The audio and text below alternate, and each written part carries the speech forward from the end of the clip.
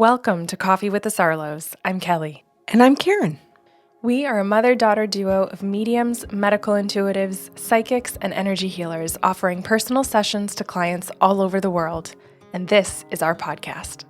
Coffee with the Sarlos is a platform to share the remarkable experiences of our clients and the messages that are channeled for them from the spirit world. These stories will make you laugh, some will make you cry, and some are certain to be an absolute butt-kicking with love. Our intent for this podcast is to gently and kindly challenge your belief systems, grow your empathy, and help you find pieces of your own self in each one of these individuals' stories. Karen, before we get into today's show, let's start things off with show notes. Yes, Kelly and I have personal practices channeling for local and international clients. If the stories in these shows is something you'd like to experience, you can request your own personal session through our website bysarlo.com or email us at info@bysarlo.com. We also have gift certificates available if you wish to gift this experience to someone anywhere in the world. We have a second podcast series called Sips of Sanity. This series is your emotional and intuitive intelligence toolkit. We pick one topic every month and provide you with healthy tools for critical thinking and communication. This series airs the first week of every month. The first show in every series is free and can be found on our website, your favorite podcast platform, or YouTube. The remaining 4 shows can be found at patreon.com/bysarlo. Patreon is our membership portal with a ton of monthly benefits for those of you seeking to grow your emotional and intuitive intelligence. Karen has a personal blog that explores the beauty and importance of intuitive gifts. There is a question and answer segment that addresses listeners' questions. As we mentioned, you can find the complete Sips of Sanity series here, along with handy habit trackers and great reflective questions to help you get the most from the shows. We provide you with guided journeys and music to enrich that experience, and we're running an emotionally intelligent, interactive book club. And for patrons in our top tier, each month we're putting your names into a draw for a free half-hour channeling session with Karen or myself. If you're interested in joining us, head over to patreon.com/bysarlo. Now, on to today's show. Lady, it's the first sign of good weather in North Bay, consistently good weather. Yeah. So I'm in a sleeveless top and I feel like a ghost because I haven't yet absorbed the sun. Right, and you have very Irish blood. Oh, I do. And you know what? I feel like I should have been a redhead. Although, Kelly, your last name is Sarlo. I know. And there's so much Italian in you. Yeah. I got the fair Irish skin, some black hair, and blue eyes.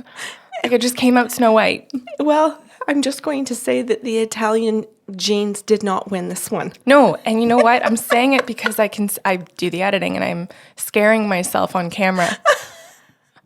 But all that to say, we have an excellent heartwarming story for today. Or show for today, I should say. You proposed the idea of heartwarming stories.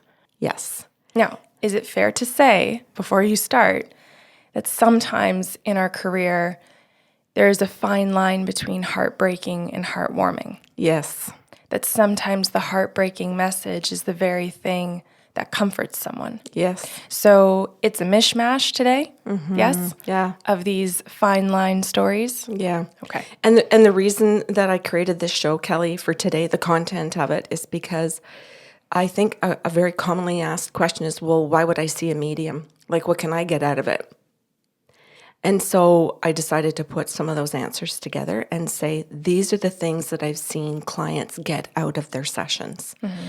So the first one that I'm going to start with is a mom and her daughter who called for an appointment and wanted to connect to her son and her brother. And they just simply said to me, what can you tell us about him? And Kelly, go ahead and name him. Oh, Jesus. Okay. You want me to call him Jesus? Yeah, sure. Go for it. I caught you on that, but I think it's kind of funny. So Jesus called. It's already funny. He called me up, I'll say, and he said, they need to know that I didn't suffer. And I said, oh, well, in what regards? Like, what do you mean? Did you have cancer? Were you sick? What do you mean by you didn't suffer? Do you mean at the very end of life? He goes, no, watch. So I got to see him die. And what happened was he was driving down a highway. He smashed into something and his truck burst into flames. And he said, they need to know that I didn't burn in the fire and suffer and I couldn't get out of my vehicle because they found me in the vehicle. I wasn't thrown from it. I died in it. And I want them to know that I died on impact, not burning. That's massive. Absolutely. And I said, okay, I will begin with that. He said, Karen, after you tell them this, they need time. You're going to have to just be quiet and not feel that you have to pump the silence with affirmations. He said, please sit still until they give you the cue to speak. Now, I hope that people are hearing how well you and I are guided by them to care for the people that they love. Mm-hmm. How much we continue to love our human beings and know what they need. And that is exactly what I did. I said to his mother and his sister, this is what he's telling me, and I'll ask you afterwards if it's accurate because I need that validation from you.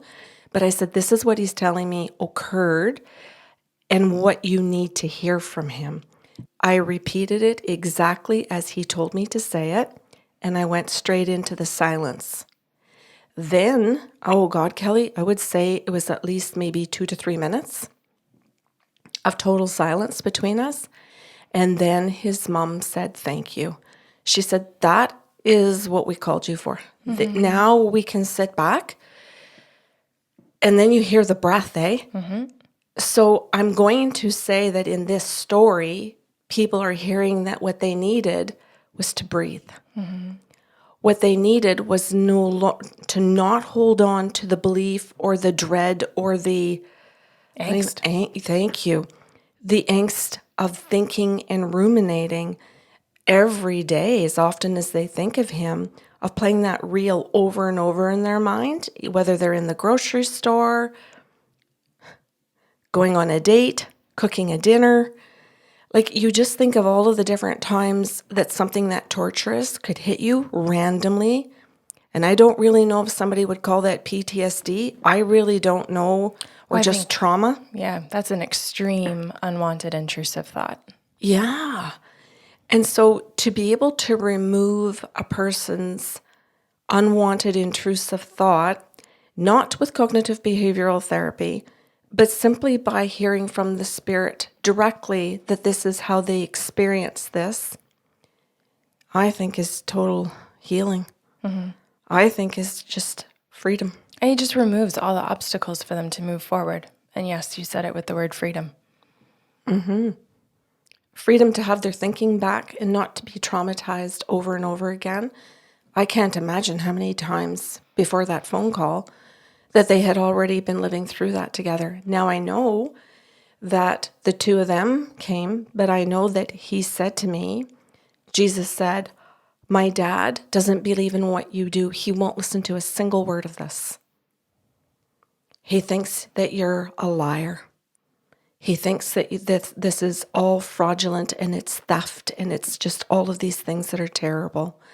And he said, so my dad won't participate in this. So I can't help him. I can't be part of that healing. He'll find it in another way, hopefully. But he says, I'm really happy that you are able to give this to my mom and my sister. Mm-hmm. Okay, so my turn? Yeah. Okay. This is a real recent one. It's very short and very quick. This great-grandmother came through for her great-granddaughter, mm-hmm.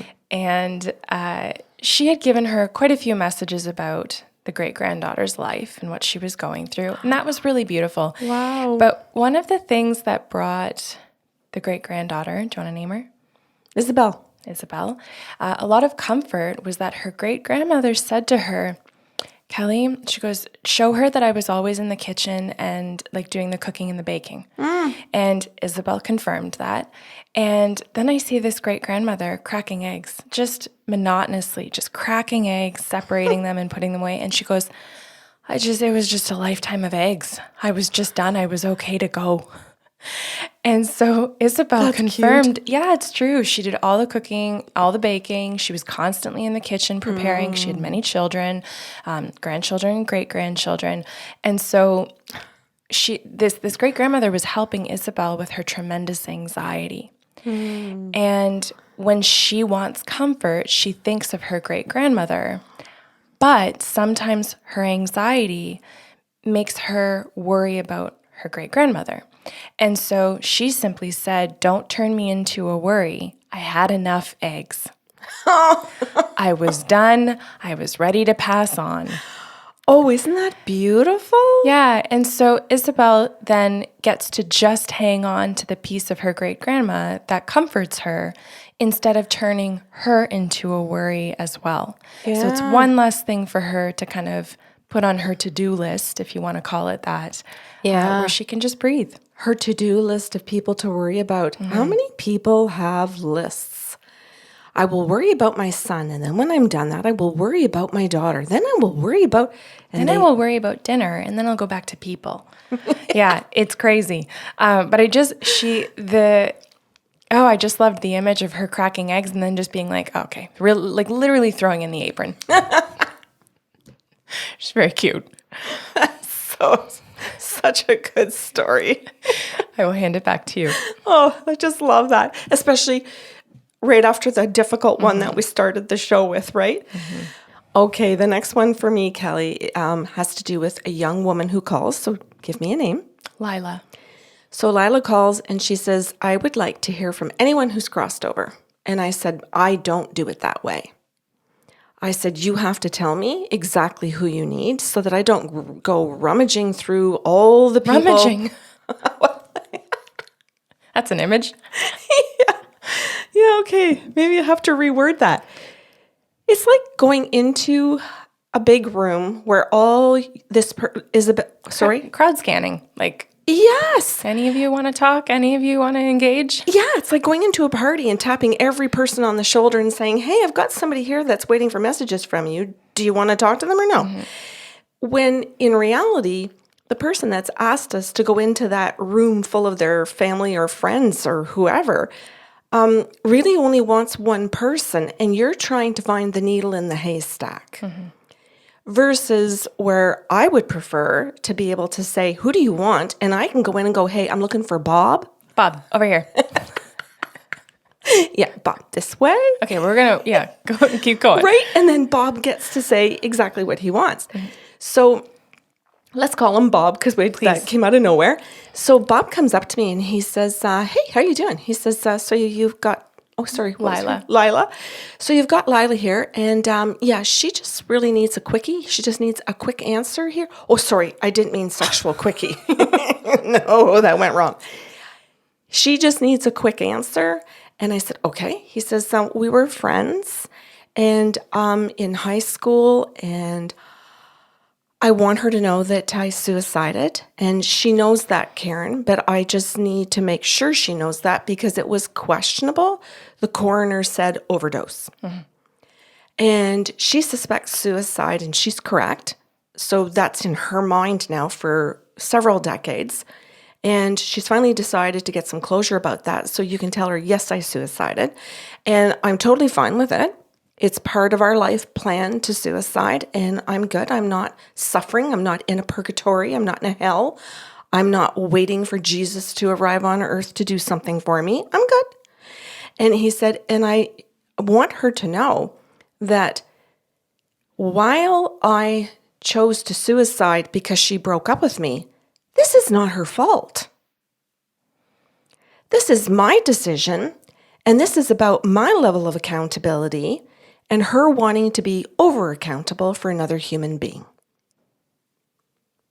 And I was like, that is such a great message. And he goes, yeah, you go ahead. I'll wait here. I don't think she's going to need me after this, but I will wait right here in case she has more questions. So I relayed all of that to her without her interrupting to validate anything, which was just pure sentences straight out of the mouth to give her her points. And she started crying.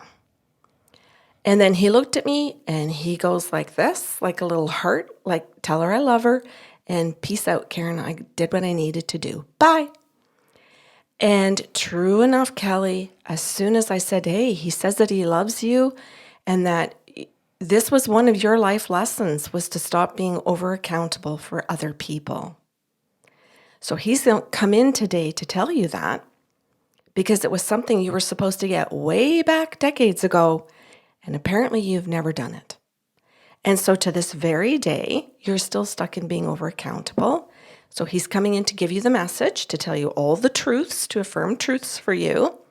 You need therapy. Mm-hmm. And so there's something that you, like that's a whole bunch of stuff that you can get. You can find out if something in your past that you chose to take accountability for was actually yours to take. Mm-hmm. And therefore be able to see if you created a pattern or were already in a pattern of being over accountable. Mm-hmm. May I follow suit with a similar story? I had a young woman. Do you want to name her? Jeannie. Jeannie, okay. And a young man. Oh, I was going to say Israel. That's a name? I don't have a clue. I'll go with it. Just came to my head, so let's go with it. So Jeannie was my client, and she asked me to channel Israel, and he came through to say, I suicided. It was an overdose, but you tell her I did it on purpose. Mm. And so it wasn't an accidental overdose, as I think you were saying as well. And so she said, thank you for telling me. That's what I thought, but they had broken up at this point, so she's not privy to any information by a coroner. And actually, that's a good thing to mention because the guides are letting me tell her. So that means that they're okay with her knowing, which is cool. Those are different rules that we follow. So Israel came through with a whack of information about how he treated her, how he undermined her, how he verbally abused her out the wazoo. And after she said yes to everything in the session, he goes, okay, please tell her. And at this point, I couldn't look at her. It was over Zoom. And he said, I'm going to put my head down now. Can you please tell her I did steal from her? It was me. But I convinced her that I didn't. Aww. And so she's been feeling crazy for a long, long time because I was continuously stealing from her. Aww. And she just, like, you could just see the whole relief slump happen where she went, thank you. And the message, it's so interesting because you can hear the thank you and know that it's to you as a human for doing your job, that the thank you is also to the guides for telling her the truth, and to Israel, no matter how angry she is, no matter where she is in her stages of grief, that she's thank you for the honesty. She's thankful for the honesty so that she can actually move through things with clarity. Mm-hmm. That was, it was heavy, but it was also a way forward. Mm-hmm. Okay, I'm going to move into a different story now. So, okay, how do we do this one? Okay, just give me 2 female names to start. Okay, Lydia and Delilah. Oh, okay. So Lydia's my human and Delilah's my dead person. Can you tell I'm running out of names? No. I used Lila and then just went to Delilah. Sorry, go on. Lydia is your client. Delilah is your dead person. So Lydia asks me to channel Delilah. And she just comes straight forward and just gives me the name. And she says, just whatever you get about her. And Delilah comes through. And honest to God, Kelly, it was like I could see her walking, if you want to say like walking over a mountain. But you know how you can see one person at the very beginning, then behind, like there's a line, and then behind there's another line, and there's another line? She came through with so many lines of people and dogs and horses and cats. Like it was amazing. So I had to be holy. I said, she goes, what's happening? I said, it's vision. I said, what I can see is an incredible sight. And she goes, well, tell me about it. And I said, well, I said, I can see Delilah coming in with dogs and cats and horses and a whole group of people. And I said, the front line look like families. So to me, it looks like her parents are there. And I said, it looks to me like there are 2 grandmothers and a grandfather, but not the 4th grandfather. Second. Or second. 4th. Sorry. Great math. Good at other things. 4th grandparent. Okay. And I said, but then the line behind that is like it's people of different cultures. And I said, and then behind that, there are people carrying houses, and they look like they're already built houses. And she goes, that's Delilah. And I'm like, okay, I don't get this. Like that for me is confusing. And she goes, no, that's Delilah. Delilah traveled to different countries to build homes for what's it called? Habitat for Humanity. Habitat for Humanity. So for you to tell me that she's literally on the other side doing the same type of thing, or that she's just trying to acknowledge who she was on earth, is just everything in the world to me. Because you're talking about, when you say the other lines behind her family, was that she really believed that every person on this earth was her family. And that's why she believed that it was what she wanted to do with her life was to feed them and give them homes. Very cool. She says, you've described her to a T. So my point in this story is that we are able to validate the lives they lived, the beliefs they had, whether they lived their beliefs congruently or just believed something and then sat and watched TV, watched somebody else build it on TV, or whether they actually did the action. And just the pure fact that she's proving to Lydia that I'm with all my people. I'm with other souls. I'm not just with human souls or spirits, whatever you want to call them, but I'm also with all my animals. So I'm here with my cats and my dogs because some religions don't believe that. They don't believe that we end up all in the same place. So I totally believe that she now understands that when we cross over, we find our souls, meaning that animals have souls, that our humans have souls, and that we find them all, and they're together. Well, oh, I wanted to sing that. Yeah, it got real close. Can I go? Yes. Okay. I need a male and a female name. Oh, okay. Ezra? Ezra is the female, I'm assuming? No, Ezra's Interesting. my male. Okay. I think my French brain, I don't have a French brain, I don't know why I said that, went to the A being feminine, but go ahead. So I'm going to go with Ezra. Is the male? And, oh my God, Joey. Is the girl? Yeah. Fuck you. Okay. All right. I'm trying to include he, Good. she, It's they. good. My brain just has to like really adjust. Yeah, okay. It's good. Better that you got that task than me. Oh, look out. Look out. You've got more stories. So Ezra is the grandfather who's passed. Okay. And Joey is the granddaughter who's an adult at this point, but the granddaughter of Ezra. And so she booked her half-hour appointment, and she only came with one question. She just wanted to know if she was going to have children. And he came through to answer her question. She didn't specifically ask for that, but he came through to say, I'll take this question. He'll be fielding the questions today, which I just love because the people they trust come through, right? So he comes through to say, Kelly, this is a tough question. She's fighting tooth and nail to get pregnant. She's not going to accept any answer that you give her other than a yes. She is going to make this work, make it fit.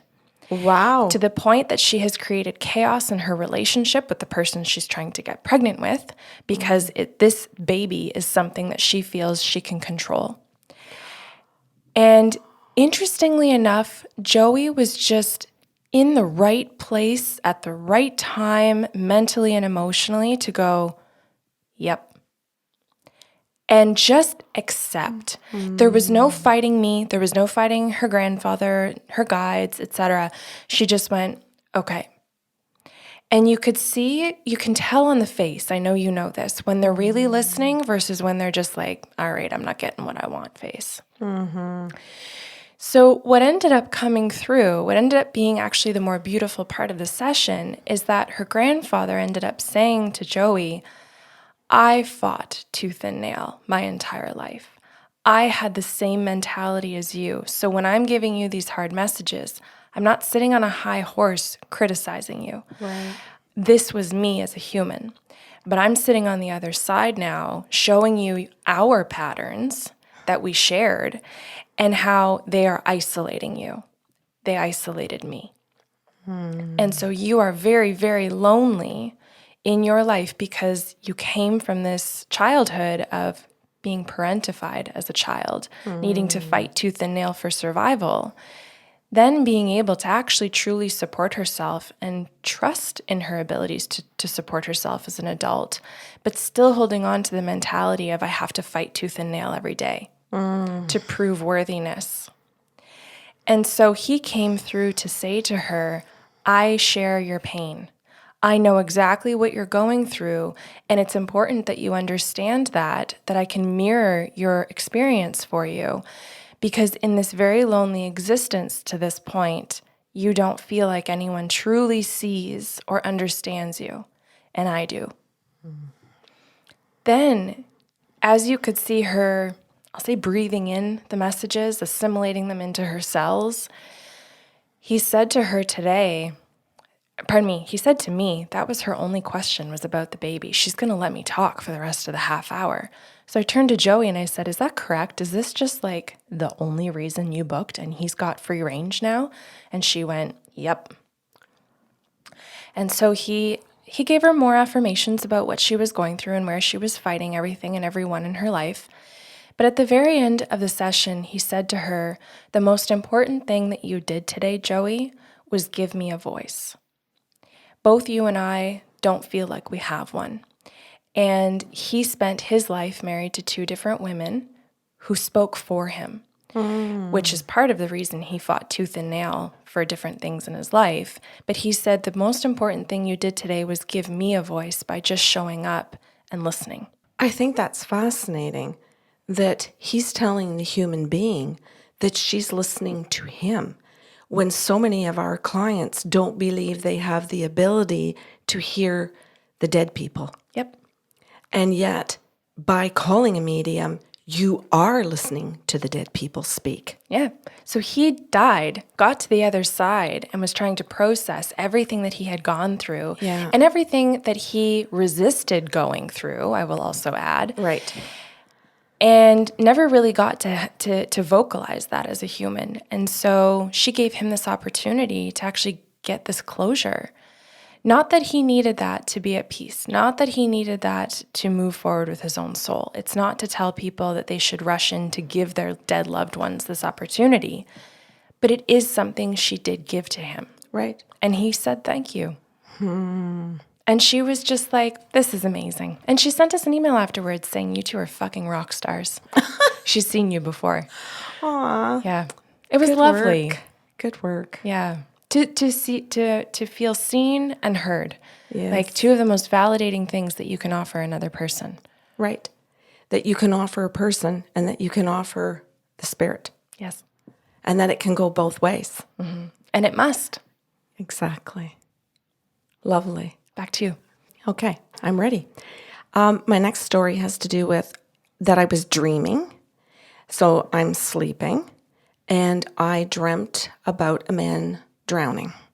And I was in the water with him when he drowned. And I remember what he had on and what he was trying to get off. I watched him. And I just remember in the dream not being upset about it in any way. It was just totally observing. But you know, Kelly, when you observe so that you can remember something, so you're really intently watching every little detail. Oh, he's trying to remove his belt. Oh, his boot. He got one boot off. He can't get the other. Like, I just remember really in the dream trying to really make sure that I remembered everything, which is interesting because we don't usually go into our dreams thinking, I have to remember everything. You're just in your dream. I do. Well, I know you and I do, but I think most listeners are like, What? It's like to the point where I think in my dreams, I have to remember this so I can tell Mom during coffee tomorrow. Some might call that stress. Yes, that's a whole new definition of a stress stream. I call it fun. So I was paying really detailed attention to what he was experiencing. Then I just saw him sink and just simply be completely peaceful. And I remember coming up like a drone. So if you could picture a drone in the water and then coming up above and then moving around, and I saw an island. And I remember looking at the island thinking, oh, and I remember knowing the name of the island. And I thought, oh, I have to remember that because I'm going to be asked what island. Then I wake up. A client calls first thing in the morning, and I'm still in bed. And I don't know why I answered the phone that early, but I did. And she said, Karen, I'm a regular client of yours, and I'm in a crisis. I know it's 6:30 in the morning, and I apologize, but I don't know who else to ask. And I went, oh, I know exactly what you're calling for. And she went, okay. And I said, oh, you're calling about a man that's missing in Lake Nipissing. And I said, you're calling about a person and they can't find the body. And I said, they can't find the body because he's sunk. And she was like, what?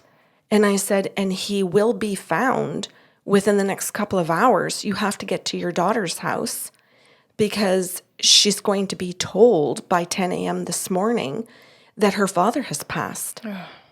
And I said, and she has no idea he's even missing at this point. Other people know he's missing. She doesn't know yet.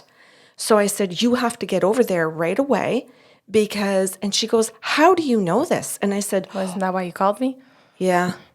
And I said, well, to tell you the truth, I said, the way that I know this is that I dreamt about it last night. Mm-hmm. And I said, and I can give you details of what will be on the body and what won't be on his body. And she went, yes, please. So I told her about that the belt would be half on, when it comes through some of the loops, but it just hangs. I said, he'll have one boot on, he'll have one boot off. He's wearing a pair of blue jeans. He's got a t-shirt on, but he's also got a jacket on. And the jacket and the boot sunk him. And I said, he's nowhere near the boat. And I said, there was a woman in the water with him, but she made it to land because she found the life jacket. She had a jacket on, a life jacket. He did not have a life jacket on. So this is giving her information as medium from someone who's crossed over to prepare her to be there for her daughter when her daughter gets this news. So this woman has news that her ex-husband has passed. Oh, that was something else he validated. What that was that she was his ex-wife calling, the mother of his child, but that he had been or was in another relationship, which she confirmed, which allowed her to have all of that information to know what happened to him, that in fact he wouldn't be found alive, he was going to be found dead. It gave her a couple of hours to be able to go back home and shower or change or get a coffee or just sit and cry on her own and have her own time. And then be able to go over, I know this is only a couple of hours, but to get to her daughter's house, to be there before the police were there to tell her this. Mm-hmm. So she could choose to say this to her daughter, or she could choose to wait for the police to say it. She had an ability to make a choice there. But regardless, Kelly, she had the ability to be there for something life-changing. Mm-hmm. I remember that. I think in that kind of I hope I never have to do that again and again. I hope that's one kind of session that doesn't have to happen repetitively.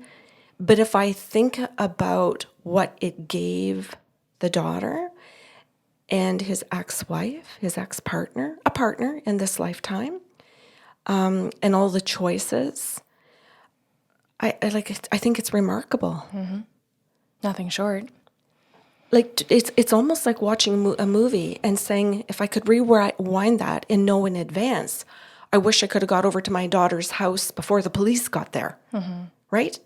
As opposed to if the daughter had that visit by the police and then phoned her mom, and then her mom had to leave work or do whatever and race over to her daughter's house, right? It's like you're playing with time. But not altering it. Yeah. I have a lighter one, but I don't want to rush. I want to say one more thing about that one. I loved that he was taking care of his daughter. I loved that he was trying to say to her mother, we are parents. And you are now her only parent. Go be with her when she goes through this. And he was still in his way trying to parent his daughter. It's lovely. And still trying to partner his ex-partner in a healthy way. Your turn. I'll make this one quick. Actually, a female and a male name, please. Okay. How about Jamie? For? How about for the girl? Okay. For the female, Jamie. Pardon me. Yeah, for the female. And Max. Oh, it's perfect. Okay, so Jamie is my client and Max is her dead dog. So she had an hour-long session and Max wove himself through every single message through the hour. So she could ask different questions and, some of it was present, some of it was future related, but Max would come in and weave himself into every message. And the repetitive thing that he would say to her is, that's how it's supposed to feel. And I want to really kind of clarify this. He would show me and ask me to tell her that when she came through the door, he would get excited, show up for her, pause what he was doing, and give her his excitement, validate her existence. And he would say, that's how it's supposed to feel. I get it. Yeah. And then he would say, Kelly, when she's really stressed, she thinks she has no one to talk to, but she talks to me and I stare at her and she feels heard. Can you please tell her that's how it's supposed to feel? And in her life, she's been very nervous about getting into human relationships, especially a significant other, because she's been very verbally abused and she's afraid of expressing herself. So Max comes through to say to her, when you're talking to me and you're experiencing my listening, that's how it's supposed to feel. And so he was trying to draw all these situations of familiarity that he gave to her or they gave to each other to help her understand that in fact she had experienced deep love, that in fact she knew how to love, that in fact she didn't have to be afraid of it because it had been something experienced. And I just absolutely loved how gently but firmly he came in to support her. This woman who thought, I haven't yet had love. And he's just like, lady. Lady, it's Max. Yeah. Yeah. Oh, I love it. It was one of my favorite sessions. I can see what's happening in this show. Why? You have these uplifting stories and I have these difficult ones. I had a suicide story. Oh, right. Okay, true. Okay, I'm thank you for sharing that. I was going to say that you're creating some balance here. Good. To some degree. Okay, I'm ready to go for mine. I need the name of a female and a male. Okay. Desmond and Penny. Okay, so Penny's my client. Desmond is my dead man. And Penny calls and she says, I need to hear from Desmond anything that you can give me. And Desmond comes in right away, Kelly, and he says, okay, she wants to be told that what she did with my remains was good. She's looking for my approval. She always wants my approval. It drives me fucking crazy. And I said, oh, really, Desmond? Or did you train her that way? And then get annoyed. And he goes, oh, God. He goes, okay, I trained her that way. And then I got annoyed. And I said, so do you want to talk about that too? Or do you just want to be annoyed with her that she still needs this as a human being after you've passed? And he goes, no, let's talk about all of it. So I did. I said, you're here because you want to know and get approval from Desmond as to what you did. And you want me to say what you did. You need to know exactly. Because if Desmond doesn't tell you exactly what to do, you got to go back to him. You got to go back 1,000 times. So you're going to do it to me too. And you could see her level of anxiety hit the freaking roof when I said all of that. Yeah, of course. And I said, but this is true because this is the level of anxiety you live in because of the way Desmond trained you at the beginning, that every time you did go out and you did something, say he's at work and you were at home and you cooked a meal, when he comes home, he'd have to come into the kitchen to tell you just how to change that meal a little bit to make it just the way that he likes it. And even if you've made it 100 times, he still has to tell you on the 101th time what you need to do just a little bit different for today. And she goes, yes. And I said, so Desmond's on the other side saying, we got to be done with this. Mm-hmm. I'm dead. And I said, so Penny, you can't call me again. You're not going to be able, I will not allow you to call me every single time you want to check in with Desmond that you've been doing everything right. That's unhealthy. It was unhealthy when you were on Earth, and it's unhealthy with a dead man. I said, you need therapy to understand the relationship that you had with Desmond was unhealthy. No. And you see her going into all this fear of, I don't want to be told anything like that. I want to continue, and I found a way to continue. I'm going to call mediums, and I'm going to get Desmond to tell me every little thing I'm doing right or wrong. In my finances, in decorating the house, in selling, in buying things. I want to get my hair. What does he think I should get it short, or does he think I should let it grow a little longer now? Like, it's minutia.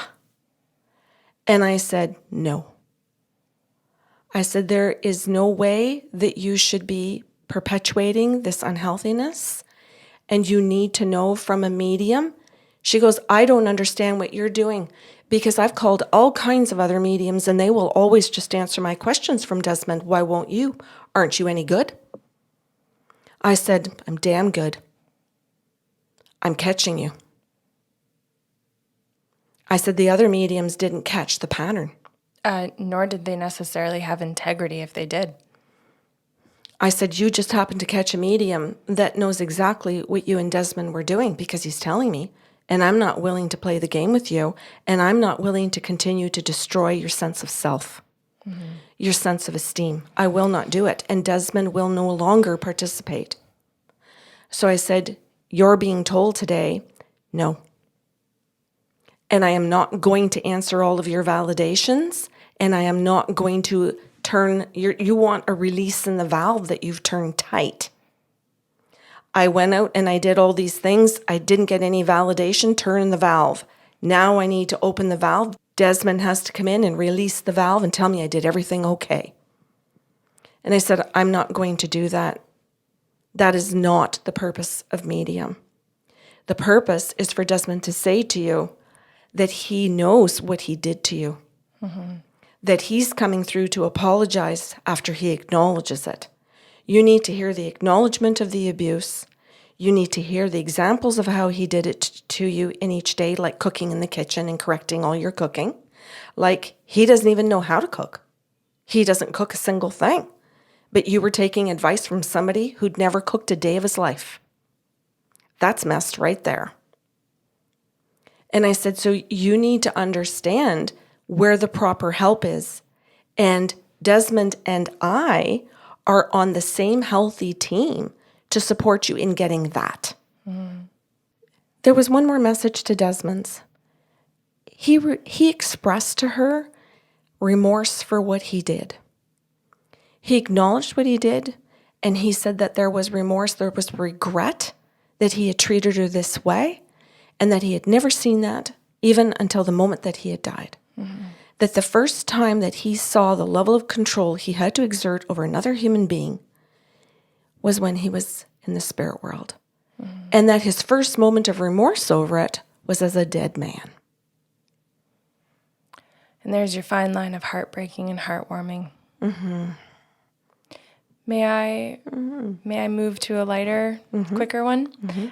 Two females. Okay. Janice and Denise. So Janice is my client. Denise is her mother that's passed. And Janice she went through about 40 minutes of some really hard messages about her people pleasing. And she took it like a trooper. She accepted resources. I think she did a really great job listening and really reflecting. And her mom came through around the 40-minute mark when she said, open. And so her mom walks in and she goes, Kelly, I'm the lady from the bathroom this morning. Of course, because they visit us in our other office, i.e. the bathroom. So I'm sitting on the toilet peeing, and Denise walks in, and she goes, look. And she's doing like a Phoebe Buffet type thing, and she's got a blue something. It's like I thought it was a blazer, and it's royal blue. And I'm like, okay. And she's like, I just wanted to dance and make things light. And I'm like, I don't even know who this lady is. So by the time I'm doing this session at the 40-minute mark, Denise appears, and she's like, it's me. I'm Mom. And so Janice was just like, okay. And you could see she didn't know what to expect. She didn't have a question. She didn't know what to do with her mom. And I think that's really fair for a lot of people, given what moms can put you through. And so Denise came in to own her poor behavior, own her patterns that she set forward in her people-pleasing daughter. And she couldn't have acknowledged those as a human, but she was trying to acknowledge them now. And when she came through, I'll say finally, as a dead woman, a dead mother, with the art of an apology, you could see that Janice was having a hard time with that, not knowing how to trust it, not knowing how to accept it, because Mom wasn't a trustworthy person as a human. Right. And Denise taps me on the shoulder at this point, and she goes, okay, you can tell her about the navy blue or the royal blue that I'm wearing. And I went, she says to tell you that she's wearing royal blue. I said, I think it's a blazer, but I could be wrong. It's high. And she went, oh my God. It was the one piece of clothing that she took from her mom. It was a royal blue sweater. And she takes it out and wears it whenever she needs to feel comforted, whenever she feels scared or upset, uncomfortable. And so in the moment that she expressed actual discomfort, where you could see it was very different than when she processed all the other messages of discomfort, this one pushed her a little past her ability to feel like I can do this. And that's exactly when Mom went, okay, bring in the royal blue. This will be the one that just lets her be okay. That's lovely. So here we are, still comforted by them. And and you're illustrating how hard they work at it. With the right timing, with the right message, with the right language, all of it. Well, let's end the show on that one. Oh, okay. Thank you for your brainstorming of this idea. I think that there could be other ones that are done in this very same way, with the short, quick stories to illustrate the reasons why this is beneficial. I don't disagree with you, but I did catch myself hearing some of your stories today, and as a listener thinking, damn it, I wish that was a whole show. I'd like to know the backstory. And I know I can't possibly be the only one. I don't think that's an ego thing at this point. But yeah, like sometimes it's nice to do the quick little quips, and then it's nice to do the full length story. But I had a lot of fun today. Me too. Cool. Well, I hope everyone has a wonderful Saturday. If you have questions or comments about today's show, you can email us at info@bysarlo.com. No matter where you've tuned in from, thank you for joining us. Please make sure to subscribe and join us next Saturday for a brand new show.